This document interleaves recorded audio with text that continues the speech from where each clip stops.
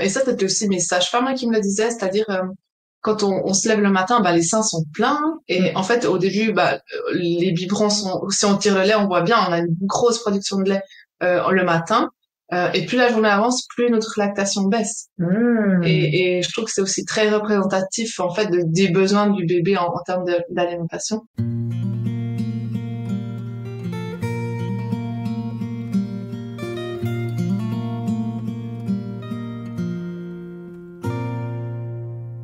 Bonjour les parents! Donc, nous revoici pour la 8e saison. Et que le temps passe vite.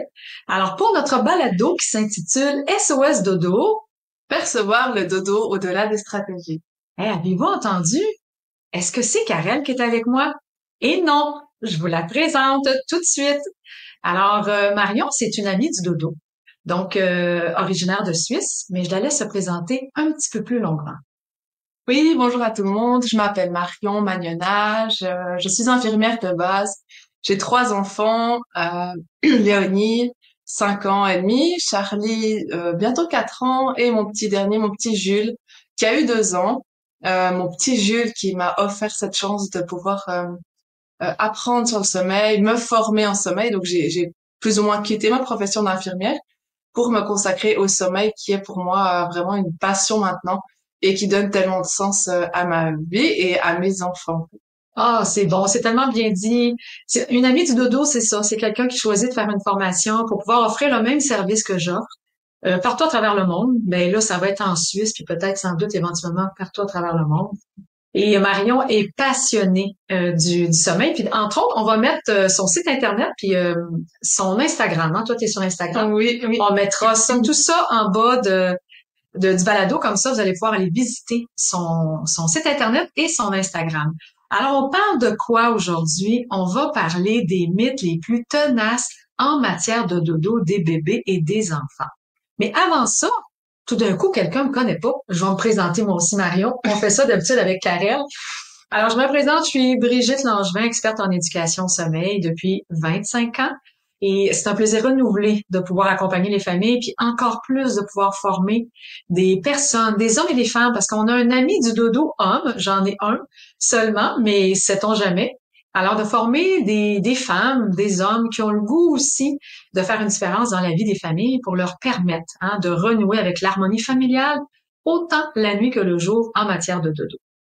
Alors, on parle des mythes les plus tenaces en matière de dodo. On va commencer par les bébés et je vais faire avec toi, comme je fais avec Karel, Marion.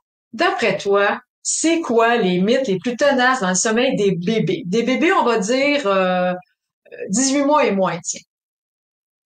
Ah, c'est toujours te dire, ah, mais en fait, il a faim. Il se réveille la nuit, mais il a faim. OK. Mais là, si le bébé a 4 mois, est-ce que ça peut être vrai? Ah, probablement. OK, mais comment on fait pour le savoir? Comment les parents, parce que tu as raison, c'est un mythe qui est très tenace. Quand le bébé pleure la nuit, si c'est pas qu'il a faim, c'est quoi, là, l'autre point que les parents vont dire? Ah, il a les dents qui poussent. Il a les dents qui poussent, puis les dents, ça fait mal. Mais dans la journée, il n'y a pas d'inconfort, mais la nuit, il y en a plein.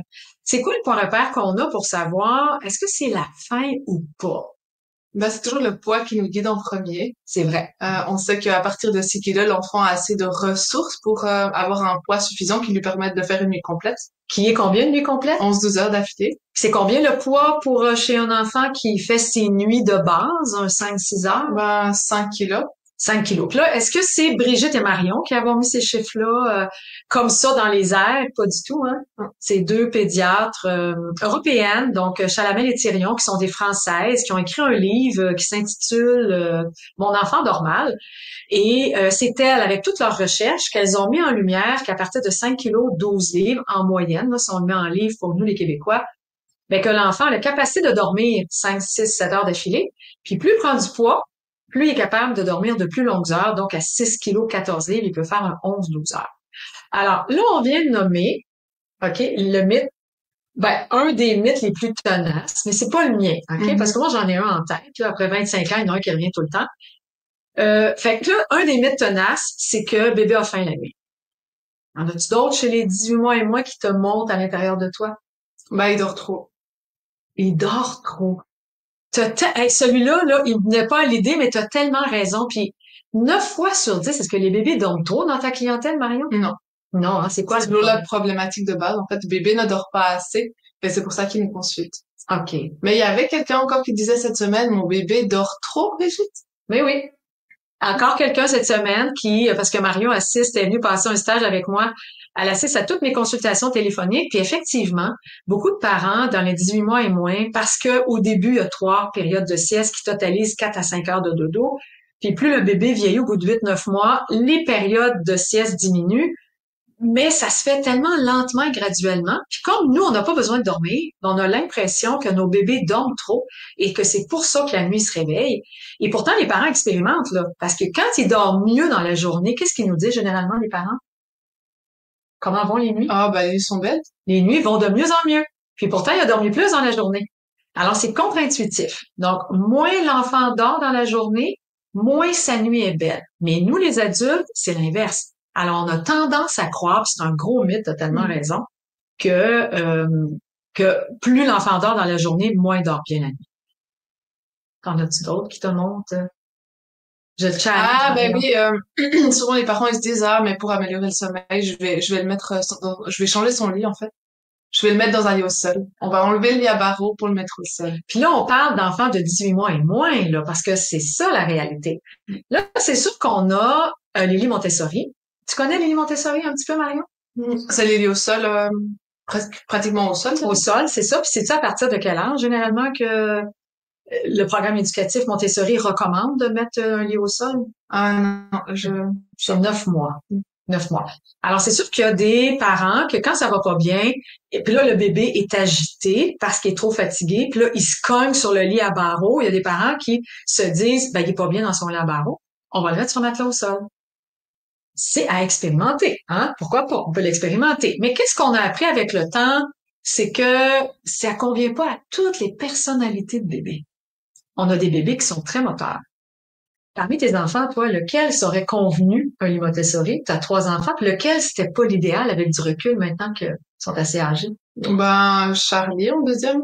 Lui, c'était bon ou pas bon? Ah, on a changé très tard, quand même. Il avait Parce changé de qu'il sortait secteur. de son lit directement. Ah oui, c'est vrai, il sortait de son lit à barreaux, mais est-ce qu'il aurait pu, lequel de tes enfants, tu aurais pu mettre un lit Montessori à 9 mois? Ah, Malonie, je pense. Ton aîné, hein? Mm, Pourquoi? Parce que son sommeil était facile. oui, Parce que elle restait sur son matelas. oui, Parce que elle aimait dormir. oui, Du moins à cette époque-là. Elle a oui, 5 ans aujourd'hui et oui. ce n'est pas toujours la même chose. Donc, alors c'est ça, c'est qu'il y a des tempéraments qui, sur un lit Montessori, donc un lit au sol, avant l'âge de 30 mois, on se dit, mais voyons, c'était ça la clé du succès. Mais c'est une question de tempérament. Alors, si on a un enfant un peu plus moteur, je pense à ton Charlie, Mhm. si on l'avait mis sur un lit Montessori à l'âge de 9 mois, d'après moi, tu aurais eu beaucoup de problèmes de sommeil. Ah, mais bon, à 9 mois, il se réveillait encore la nuit, hein. Ah, imagine. Et je me vois encore, on se réveillait, on pensait que c'était les Vous pensiez que c'était les dents à ce moment-là? OK. T'avais pas fait ta formation Non, bah avant, non, hein? bah non. C'est ça, c'est ça. Alors, c'est bon. Écoute, c'est intéressant ce que tu as nommé. Donc, tu as nommé Il a faim la nuit. Tu as nommé Les dents. les dents. C'est quoi le deuxième que tu as nommé? Changement de lit. Le changement de lit. Mais tu en as nommé un autre avant.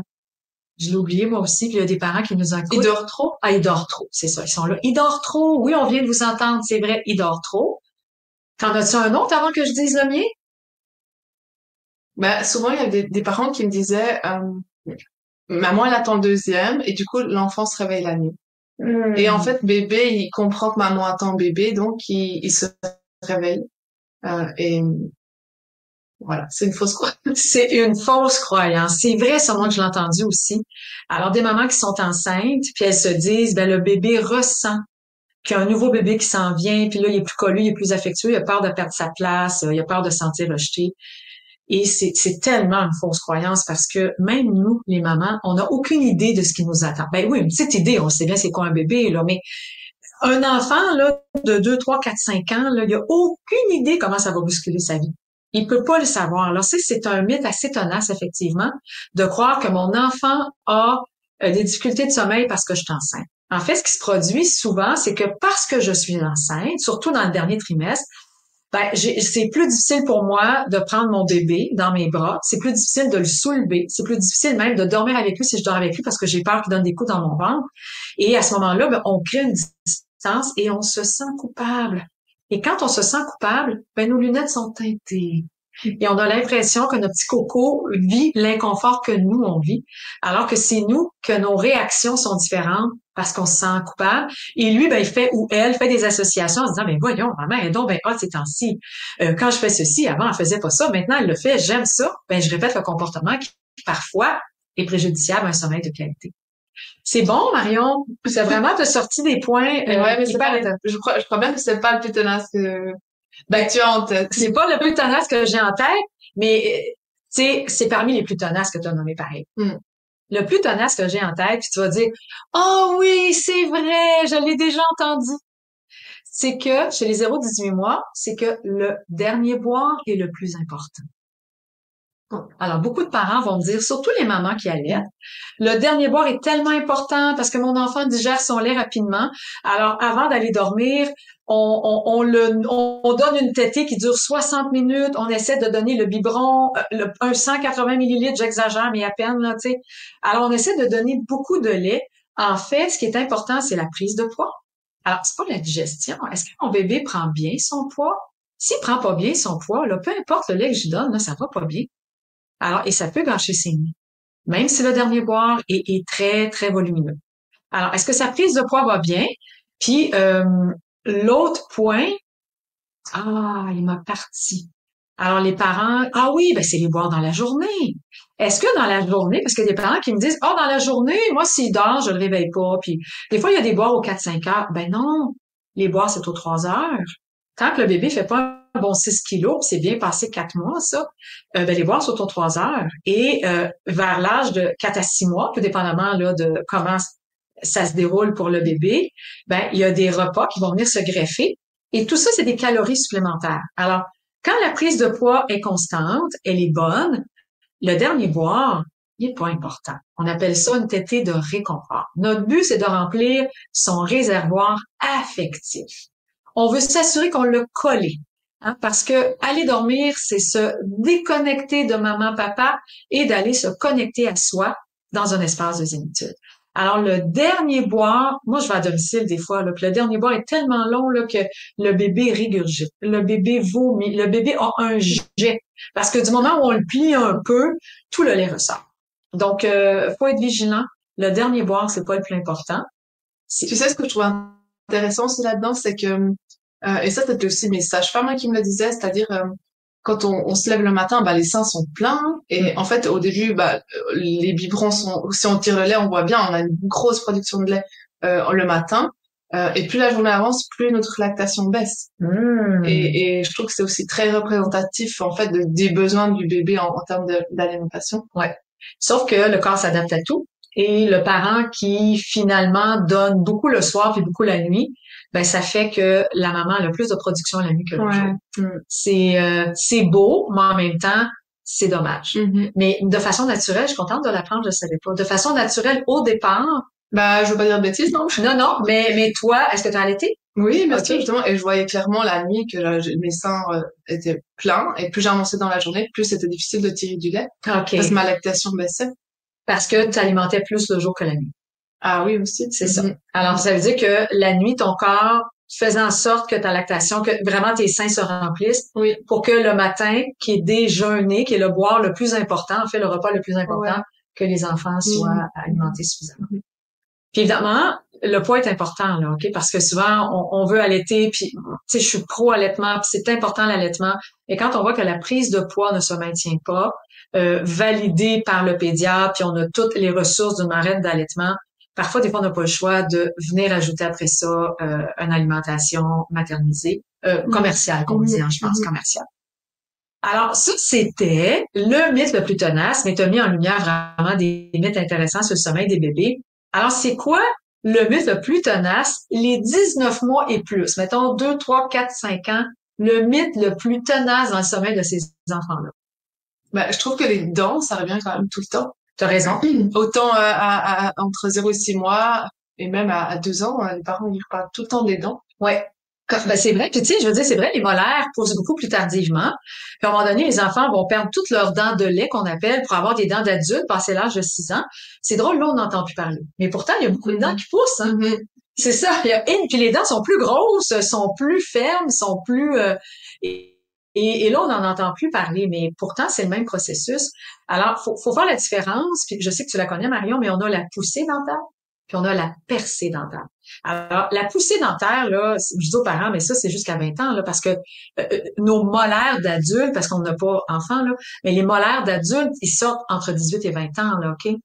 Donc, il y a de la poussée dentaire, il y en a beaucoup, mais la percée dentaire, ça dure 24 à 48 heures, où la dent va percer la gencive. Puis on peut le sentir avec le pouce, là, si on la met tout près des gencives, et ça peut causer de l'inconfort. Mais si l'enfant met tout dans sa bouche, il veut mordiller, il continue de manger, ben c'est parce que ça chatouille. Ça fait pas si mal que ça. Donc, la nuit, les dents, ça pousse de jour et de nuit. Si jamais il y a des pleurs la nuit, souvent, c'est pas les dents. Souvent, c'est plutôt une bonne dette de sommeil. Mais ça, c'est aussi quelque chose que j'ai beaucoup remarqué avec mes enfants. C'est que les dents sont tout le temps passées inaperçues. Tes trois enfants. Bah, Léonie, oui, parce qu'elle dormait tellement que les dents, on les voyait la journée, puis je voyais bien que ça faisait rien. C'est une bonne dormeuse. De un. De Charlie, ben, il y avait des réveils nocturnes, et puis on se disait c'est des dents, mais j'étais pas formée. OK. Et puis Jules, ben, effectivement, c'était comme Léonie, on voyait des dents qui arrivaient de jour et il se réveillait pas pour les dents. OK. Mais de jour, je voyais des inconforts, par exemple, où il avait un érythème fessier, il avait parfois un peu de fièvre. Puis on peut pas savoir exactement ce que c'est. Non. Mais là, c'est là où je me posais pas de questions, puis je le soulageais comme je pouvais avec des produits. C'est ça.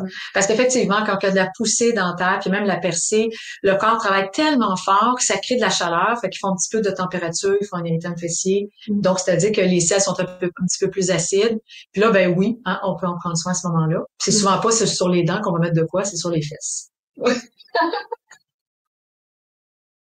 Alors, il y a les dents qui reviennent chez les plus âgés. Sinon, c'est quoi, d'après toi?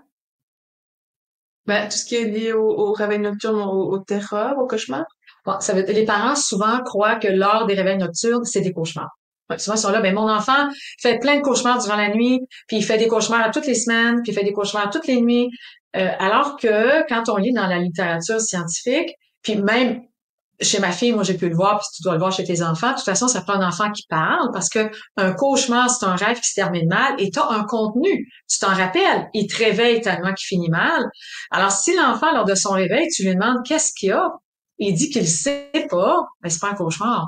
Puis si il est dans un état comateux et dans un éveil confusionnel, ben c'est pas un cauchemar non plus. Puis une terreur nocturne, ben il vous reconnaît pas du tout. Alors que l'éveil confusionnel, il va vous reconnaître, il va reconnaître votre voix, il va finir par s'éveiller au complet, vouloir être pris. Alors les éveils nocturnes la nuit, si l'enfant est en santé, c'est pas des cauchemars. Les cauchemars, on en a 2-3 par année selon la littérature. Il y en a pas 2-3 par nuit. 2-3 par semaine, ou encore moins 2-3 par nuit. Mais souvent, il y a des parents qui vont dire ça. Alors, le meilleur moyen, si l'enfant parle, s'il parle pas, on peut pas le savoir. Qu'est-ce que t'as?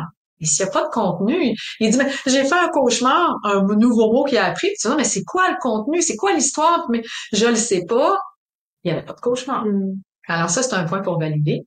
C'est vrai, ça. Une terreur nocturne, l'enfant ne peut pas le dire au lever, mais les terreurs nocturnes ont lieu dans le 2 heures du coucher. À 3 heures du matin, c'est pas une terreur nocturne, il n'y a plus de sommeil lent profond. Alors, c'est vraiment, ça arrive en début de nuit, puis l'enfant ne reconnaît pas son parent. Mais tu sais que je l'ai jamais vécu, en fait, avec mes enfants. T'as jamais eu de terreur nocturne? Ben, non, je crois pas. OK. Rien qui t'a terrorisé durant la nuit? Non. OK. Puis, pourquoi tu penses? Parce que moi, je le sais, c'est quoi la réponse, Marion. Pourquoi tes enfants ont jamais eu de terreur nocturne? Parce que tu aimes bien. Ouais, c'est pas parce que tu es une bonne maman ou une meilleure maman. Puis je sais que tu es une bonne maman, là, mais t'es pas une meilleure maman que toutes les mamans de la planète parce que tu es vraiment très vigilante sur le sommeil de tes enfants. Alors, Marion est ici au Québec et le papa, hein, il est à la maison et puis il a toutes les consignes sur les heures de coucher, les heures de lever. Ce que l'histoire ne dit pas, c'est si papa suit les consignes. Hein? Parce que c'est un papa normal, tout simplement. Donc, hyper intéressant. Fait que c'est sûr que, puis tes enfants vont à l'école, t'as deux de tes enfants qui ont commencé l'école, tes enfants étaient à la crèche. Oui. C'est ça. Puis tu sais, je veux dire, souvent des parents sont là, mais il a commencé la crèche, l'école, il fait des terreurs nocturnes, il s'est abandonné. Ben non, OK? Oui, ça peut être difficile chez certains enfants, surtout les plus relationnels. Pardon, mais ils passent au travers, là. Il y a un être aimant qui les accueille, ils restent pas longtemps au début. Alors, ça prend plus que ça pour causer des terreurs nocturnes. Sinon... Après, je parle pas de réveil nocturne parce que, effectivement, mes enfants ont aussi des réveils, hein. Je peux pas dire que mais ils non. sont jamais réveillés mais et non. tout. Sauf que les cauchemars, les terreurs nocturnes, t'as jamais cru que c'était ça. Non. C'est ça. Alors, oui, ils ont eu des éveils nocturnes. Dû à quoi? Ben, un peu de fatigue.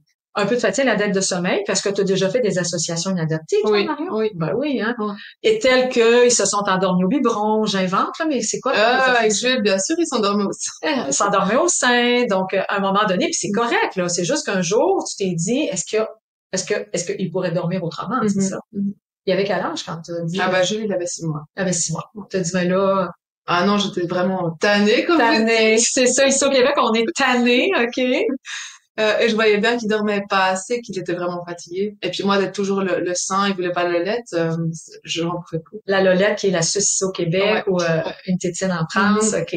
C'est ça. Fait que là, il voulait pas avoir de Lolette, donc pas de suce. Fait que t'étais devenue une suce humaine. Ah oui, clairement, ouais. Clairement. Plus sur le matelas. Plus au matelas. J'étais sur le matelas. Ah, son matelas, OK. Ouais. En plus, qui t'étais son matelas. Aïe, aïe, aïe. Puis à un moment donné, ben, t'as décidé qu'on pouvait passer à autre chose. Voilà. Alors, toutes les réponses sont bonnes. Vous entendez Marion. Marion, c'était à 6 mois pour son 3e enfant. Peut-être que d'autres parents, c'était 10 mois, 12 mois, 20 mois. Chaque parent, ils vont selon ce qu'ils souhaitent. Nous, on parle pour l'instant des plus gros mythes. Alors, si on revient aux enfants, parce que t'as pas nommé encore celui que je veux dire, c'est quoi? T'as les réveils nocturnes, t'as qui sont dus au cauchemar, terreur nocturne, qui n'est pas le cas. On avait encore les dents. C'est quoi qui nous revient souvent chez les plus vieux? Je sais, Marion travaille fort, là, hein? Elle me regarde en disant, là, est-ce que je suis en train de passer pour une incompétente, Brigitte, parce que j'ai pas les mots que t'as dans ta tête? Pas du tout, pas du tout. Hey, j'ai 25 ans, là, d'expérience, là. Est-ce que tu donnes ta langue au chat? Je donne ma langue au chat. Tu donnes ta langue au chat. Tu me donnes un indice? Je te donne un indice. Je vais dire juste le mot couper. Couper. Qu'est-ce que les parents veulent couper? Qu'est-ce que les milieux de garde coupent? Ah, les siestes! Ouais! Ah, oui, Trop c'est tout bête. rapidement! Oui. Ah, puis c'est vrai que ça revient souvent. Alors, des périodes d'éveil trop longues. Donc, les périodes d'éveil sont trop longues parce qu'on a raccourci les siestes.